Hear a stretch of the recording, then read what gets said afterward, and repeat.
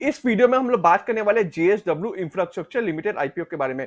Company का क्या business model है, कंपनी क्या काम करके पैसे कमाती है, क्या फाइनेंशियल है कंपनी का, क्या वैल्यूएशन है, प्रमोटर होल्डिंग कितना कंपनी में, कंपनी पैसा क्यों उठा रही है आईपीओ के थ्रू, आईपीओ ओएफएस है या फ्रेश इशू है, एंड एट लास्ट आईपीओ में हम लोगों को अप्लाई करना है या नहीं, सब कुछ जानेंगे हम लोग इस वीडियो में जेएसडब्ल्यू इंफ्रास्ट्रक्चर आईपीओ के बारे में। एंड इफ अप्लाई करना है तो एक लॉट अप्लाई करना है या मल्टीपल लॉट अप्लाई करना है या मल्टीपल पैन कार्ड से अप्लाई करना है, और इफ आईपीओ में अप्लाई नहीं करना है तो आईपीओ में अप्लाई नहीं करने के पीछे का रीजन को भी जानेंगे हम लोग। तो वीडियो को स्किप किए बिना वीडियो को एंड तक देखिए। उससे पहले अगर आप लोगों ने हमारे चैनल को सब्सक्राइब नहीं किया अभी तक तो kindly subscribe our channel. JSW infrastructure limited IPO. अब हम लोग कंपनी का काम के बारे में बात कर लेते हैं कि कंपनी क्या काम करती है, क्या काम करके कंपनी पैसा कमाती है, कंपनी का बिजनेस क्या है, बिजनेस मॉडल क्या है, अपने ये देख लेते हैं। तो इनकॉर्पोरेट हुआ था कंपनी 2006 में। ये काफी अच्छी बात है कि ऑलरेडी हम लोगों के मार्केट में जिंदल ग्रुप की कंपनी लिस्ट है, जैसे जेएसडब्ल्यू एनर्जी हो गया, जिंदल स्टील एंड पावर हो गया। एंड अब ये एक और कंपनी जिंदल ग्रुप का हम लोगों को मार्केट में लिस्ट होने जा रहा है, जिसका नाम है जेएसडब्ल्यू इंफ्रास्ट्रक्चर लिमिटेड आईपीओ। ये काफी अच्छी बात है। कंपनी इनकॉर्पोरेट हुआ था 2006 में। एंड कंपनी का मेन बिजनेस है मैरीटाइम रिलेटेड सर्विस, जैसे कि कार्गो हैंडलिंग हो गया, स्टोरेज सोल्यूशन हो गया, लॉजिस्टिक सर्विस हो गया। कंपनी डेवलप एंड ऑपरेट करती है पोर्ट्स को एंड पोर्ट्स टर्मिनल को पोर्ट कंसेशन के अंदर, यानी कि कंपनी का मेन काम है maritime related service. JSW infrastructure limited JSW का पार्ट है, यानी कि जेएसडब्ल्यू ग्रुप का पार्ट है। जैसे कि मैंने पहले ही बोला, जिंदल ग्रुप का पार्ट है, ये जिंदल ग्रुप की कंपनी है। अच्छा, दूसरी सबसे इंपॉर्टेंट बात की company second largest commercial port operator है इंडिया में in terms of cargo handling capacity में, यानी कि कार्गो हैंडलिंग कैपेसिटी में सबसे second largest commercial port operator है ये इंडिया का। कंपनी बहुत सारे वैरायटी ऑफ कार्गो को हैंडल करती है, जैसे कि ड्राई बल्क हो गया, ब्रेक बल्क हो गया, लिक्विड बल्क हो गया, गैस इन कंटेनर्स हो गया। साथ ही साथ कंपनी और भी बहुत सारे कार्गो को हैंडल करती है, जैसे थर्मल कोल का हो गया, आयरन ओर का हो गया, शुगर का हो गया, यूरिया का हो गया, स्टील प्रोडक्ट्स का हो गया, रॉक फोस्फेट का हो गया, जिप्सम का हो गया, एडिबल ऑयल का हो गया, एलएनजी का हो गया, एलपीजी का हो गया, दूसरे दूसरे कंटेनर्स का हो गया। जेएसडब्ल्यू इंफ्रास्ट्रक्चर लिमिटेड का मेन प्रेजेंस इंडिया में, जैसे कि महाराष्ट्र हो गया, आपका गोवा हो गया, कर्नाटका हो गया, उड़ीसा हो गया, तमिलनाडु हो गया। एंड साथ ही साथ कंपनी का 2 टर्मिनल्स भी है, आपका जो यूएई में कहाँ पे है, फुजैरा में एंड डिब्बा में। कंपनी ऑपरेट करती है 9 पोर्ट कंसेशन इन इंडिया, जिसका कैपेसिटी है 158.43 एमटीपीए एज पर जून 30 2023। कंपनी का कैगर है 15.27%।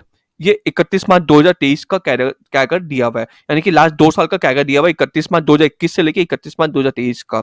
ये कंपनी का बिजनेस मॉडल को मैं दूंगा 8 आउट ऑफ 10। कंपनी का बिजनेस मॉडल बहुत ही तगड़ा है। साथ ही साथ ये जिंदल ग्रुप की कंपनी है, जो ऑलरेडी ब्रांड है, यानी कि जिंदल ग्रुप ऑलरेडी ब्रांड है। एंड जिंदल ग्रुप की ऑलरेडी 2 कंपनी लिस्टेड है इंडियन स्टॉक मार्केट में, जिसने बहुत अच्छा खासा रिटर्न कमा के दिया इन्वेस्टर्स लोगों को एंड शेयर होल्डर्स लोगों को। सो इस कंपनी का बिजनेस मॉडल को मैं 8 आउट ऑफ 10 देना चाहूंगा।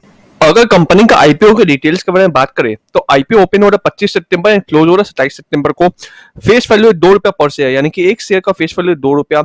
प्राइस बैंड 113 से 119 रुपया। सो जेएसडब्ल्यू इंफ्रास्ट्रक्चर का आईपीओ हम लोग अप्लाई करेंगे 119 रुपए पर शेयर में, क्योंकि ये अपर प्राइस बैंड है। एंड मैं आईपीओ के हर एक वीडियो पे बोलता हूँ कि हम लोगों को हमेशा आईपीओ अप्लाई करना चाहिए अपर प्राइस बैंड में। सो इसमें अपर प्राइस बैंड है 119 रुपए, हम लोग आईपीओ अप्लाई करेंगे ये वाला 119 रुपए पे। लॉट साइज है 126 का, यानी कि एक लॉट में 126 शेयर आएंगे। टोटल इशू साइज है 2800 करोड़ का। फ्रेश इशू है 2800 करोड़ का। ये बहुत अच्छा बात है कि ये फ्रेश इशू है, इसमें ओएफएस कुछ भी नहीं है, यानी कि फ्रेश इशू है, पूरा कंप्लीट पूरा का पूरा आईपीओ फ्रेश इशू है। ये बहुत अच्छी बात है। आईपीओ लिस्ट होगा बीएससी एनएससी दोनों में। अगर हम लोग कंपनी के आईपीओ का टाइम टेबल के बारे में बात करें कि आईपीओ कब आ रहा है, क्लोज कब हो रहा है, अलॉटमेंट कब मिलेगा, रिफंड कब मिलेगा, वगैरह वगैरह। सो जैसा कि मैंने ऊपर बताया था कि आईपीओ ओपन हो रहा है 25 सितंबर को, आईपीओ क्लोज हो रहा है 27 सितंबर को। अलॉटमेंट मिलेगा आप लोगों को 3 अक्टूबर को। अगर आप लोगों को शेयर अलॉट नहीं हुआ तो आपके अकाउंट में पैसे आ जाएंगे 4 अक्टूबर को। एंड अगर अलॉटमेंट मिल गया आप लोगों को तो आप लोगों के डीमैट अकाउंट में शेयर्स आ जाएंगे 5 अक्टूबर को। एंड आईपीओ लिस्ट होगा इंडियन स्टॉक मार्केट में 6 अक्टूबर को। प्रमोटर होल्डिंग के बारे में बात करें तो उससे पहले हम लोग प्रमोटर के बारे में जान लेते हैं। सज्जन Jindal and Sajjan Jindal family trust promoter है कंपनी के। प्रमोटर के बाद 96.42% शेयर होल्ड है आईपीओ लिस्ट होने से पहले। आईपीओ लिस्ट होने के बाद प्रमोटर के पास कितना परसेंट शेयर रहेगा वो अभी तक प्रमोटर ने डिस्क्लोज नहीं किया है। अगर रिजर्वेशन कोटा के बारे में बात करें तो क्यूआईबीस के लिए 75% कोटा रिजर्व है, एचएनआई वाले लोगों के लिए 15% कोटा रिजर्व है, एंड रिटेल वाले लोगों के लिए 10% कोटा रिजर्व है। रिटेल वाले थोड़े से निराश होंगे इस आईपीओ में, क्योंकि ये कंपनी में रिटेल लोगों का अलॉटमेंट मिलने का चांसेस थोड़ा सा कम है। अगर आईपीओ का लॉट साइज के बारे में बात करें तो 126 शेयर का एक लॉट है, यानी कि एक लॉट में 126 शेयर मिलेंगे, जिसमें लगेगा 14,994 रुपीज। रिटेल लोग मैक्सिमम 13 लॉट अप्लाई कर सकते हैं, यानी कि 1,638 शेयर, यानी कि 1,94,922 रुपीज। स्मॉल एच वाले लोग मिनिमम 14 लॉट अप्लाई करेंगे, यानी कि 1,764 शेयर, जिसमें लगेगा 2,09,916 रुपया। स्मॉल एच वो लोग हो गए जो लोगों को 2 लाख के ऊपर आईपीओ अप्लाई करना है। बिग एच वो लोग हो गए जो लोग 10 लाख के ऊपर आईपीओ अप्लाई करना है, सो उन लोग मिनिमम अप्लाई करेंगे 67 लॉट, यानी कि 8,442 शेयर, जिसमें लगेगा 10,04,598 रुपीज। अब हम लोग कंपनी का फाइनेंशियल्स के बारे में बात कर लेते हैं कि कंपनी का फाइनेंशियल इंफॉर्मेशन कैसा है, कंपनी का फाइनेंशियल कंडीशन कैसा, वो देख लेते हैं। तो यहाँ पे कंपनी का लास्ट 4 साल का फाइनेंशियल इंफॉर्मेशन दिया हुआ है, 31 मार्च 2020, 31 मार्च 2021, 31 मार्च 2022 एंड 31 मार्च 2023। सो 31 मार्च 2020 में कंपनी का एसेट था 7,192 करोड़ अप्रॉक्स, 21 में था 8,254 करोड़, देन 22 में था 9,429 करोड़ एंड 23 में था 9,450 करोड़। तो ये काफी अच्छी बात है कि कंपनी के एसेट लगातार हम लोगों को ईयर टू ईयर वाइज बढ़ोतरी देखने को मिल रहा है कंपनी के एसेट में। अब रेवेन्यू देख लेते हैं कंपनी का। तो 2020 में कंपनी का रेवेन्यू था 1,237 करोड़, 2021 में कंपनी का रेवेन्यू था 1,678 करोड़, 2022 में कंपनी का रेवेन्यू था 2,378 करोड़ एंड सीधा 2023 में कंपनी का रेवेन्यू बहुत अच्छा खासा हम लोगों को बढ़ोतरी देखने को मिल रहा है, 2400 करोड़ के आसपास से सीधा 3,372 करोड़, यानी कि मैसिव जंप देखने को हम लोगों को कंपनी का रेवेन्यू में मिल रहा है 2022 से लेके 2023 के बीच में। And year two year wise का भी अगर बात करें तो कंपनी का रेवेन्यू हर साल ईयर टू ईयर वाइज बढ़ता ही जा रहा है। प्रॉफिट के बारे में बात करें हम लोग पैट, तो पैट क्या होगा, प्रॉफिट आफ्टर टैक्स, यानी कि प्रॉफिट के ऊपर टैक्स पेमेंट करने के बाद आपके ऊपर जो प्रॉफिट बचता है आपके पास, उसको बोलता है पैट।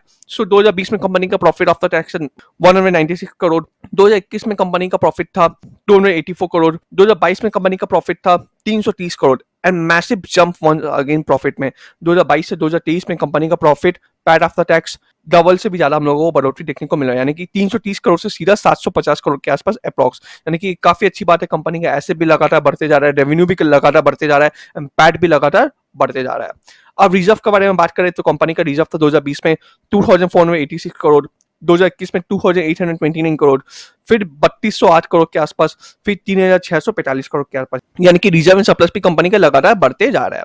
अगर बोरेंस के बारे में बात करें तो कंपनी का 2020 में बोरेंस था 3,102 करोड़, फिर 3,945 करोड़, फिर 4,408 करोड़, यानी कि बोरेंस कंपनी का लगातार बढ़ते जा रहा है। लेकिन इस साल कंपनी ने 200 करोड़ के आसपास से अप्रॉक्स अपना बोरिंग घटाया है 4,243 करोड़, ये अच्छी बात है।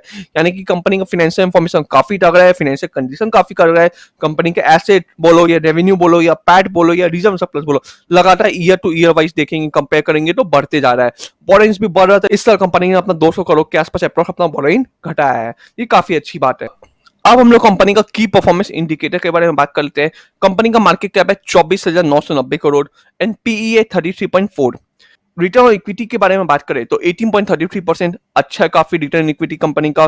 रिटर्न ऑन कैपिटल एम्प्लॉयड है 19.49%, ईपीएस 4.12 एंड रिटर्न एफओपी 18.80%, यानी कंपनी का फाइनेंशियल स्टेटमेंट काफी ज्यादा सॉलिड है, काफी अच्छी कंपनी का फाइनेंशियल हम लोगों को कंडीशन देखने को मिल रहा है। अब हम लोग कंपनी का ऑब्जेक्टिव देख लेते हैं कि आईपीओ लाने के पीछे कंपनी का ऑब्जेक्टिव क्या है, कंपनी आईपीओ क्यों ला रही है, आईपीओ से उठाया हुआ पैसा कंपनी कहां इस्तेमाल करने वाली है, अब अपने ये देख लेते हैं। सो पहला ऑब्जेक्टिव है कंपनी की जो सब्सिडरीज है JSW Dharamtar port private limited and JSW Jaigarh port limited, उनके ऊपर जो भी बोरेंस है उसको कंपनी चुकाएगी, ये काफी अच्छी बात है, यानी कि कंपनी बोरेंस कम करेगी अपने आईपीओ से पैसे उठा के। दूसरा ऑब्जेक्टिव है कंपनी केपिक्स ला रही है, ये बहुत अच्छी बात है कि कंपनी आईपीओ से पैसे उठा के केपिक्स करने वाली है। जेएसडब्ल्यू जयगर पोर्ट लिमिटेड और आपका जयगर पोर्ट, उसमें कंपनी क्या करेगी कि पोर्ट को एक्सपैंड करेगी, साथ ही साथ एलपीजी टर्मिनल, कंपनी का जो एलपीजी टर्मिनल है, एलपीजी टर्मिनल प्रोजेक्ट, उसको एक्सपैंड करेगी, साथ ही साथ कंपनी इलेक्ट्रिक सबस्टेशन बैठाएगी एंड परचेज इंस्टॉल करेगी ड्रेजर, यानी कि कंपनी आईपीओ से पैसा उठा के केपिक्स करने वाली है,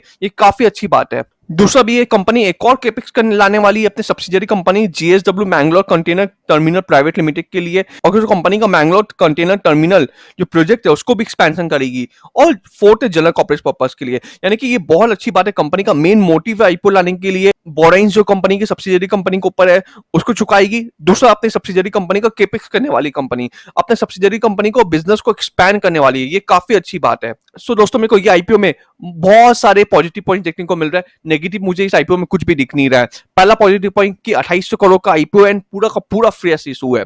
दूसरा पॉजिटिव पॉइंट कि कंपनी का एसेट लगातार ईयर टू ईयर वाइज बढ़ते जा रहा है, रेवेन्यू लगातार ईयर टू ईयर वाइज बढ़ते जा रहा है, पैट बढ़ते जा रहा है, रिजर्व सरप्लस बढ़ते जा रहा है, बोरेंस भी बढ़ रहा था लास्ट 3 इयर्स में, लेकिन इस साल कंपनी ने अपना बोरेंस कम किया है। साथ ही साथ कंपनी आईपीओ ला रही है, आईपीओ से जो पैसा उठाएगी कंपनी उसको इस्तेमाल करने वाली बोरेंस घटाने में, यानी कि ये बहुत अच्छी बात है। मैं तो मल्टीपल पैन कार्ड अकाउंट से इस आईपीओ में अप्लाई करने वाला हूं, इवन मैं एचएनआई कैटेगरी से भी अप्लाई करूंगा ये आईपीओ जरूर। मुझे लगता है ये आईपीओ हम लोगों को कहीं ना कहीं 25 से 30% प्रीमियम में ये हम लोगों को आईपीओ लिस्ट होते हुए देखने को मिलना चाहिए। Kindly share the video with your friend. Video अच्छा लगा तो kindly like and subscribe our channel.